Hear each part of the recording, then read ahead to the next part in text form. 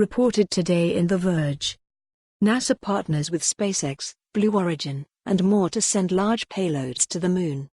In its ongoing effort to send cargo, and eventually people, to the lunar surface, NASA announced 5 new partnerships with commercial space companies that have designed robotic landers that can take large payloads to the Moon. The additions include some well-known industry heavyweights, such as SpaceX, Blue Origin, and Sierra Nevada Corporation, which have already partnered with NASA for other projects.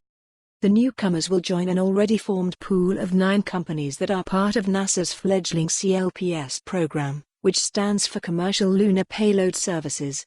The goal is to have multiple different capabilities for transporting scientific instruments and cargo to the Moon, as NASA attempts to send people back to the lunar surface by 2024.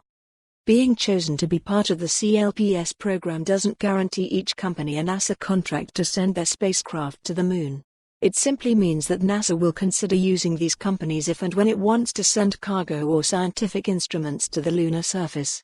NASA will put out calls for capabilities that the agency wants, and the companies will bid to have the opportunity to ferry NASA's cargo to the Moon.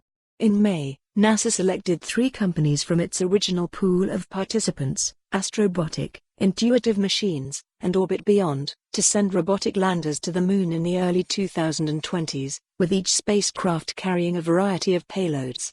Only 2 of those companies are continuing toward that goal now, as Orbit Beyond said it would not be able to meet its late 2020 deadline. The companies being added today, SpaceX, Blue Origin, Sierra Nevada Corporation, Sears Robotics, Tyvag Nanosatellite Systems Incorporated, all vow to transport much heavier payloads than what the original 9 CLPS companies say they can carry.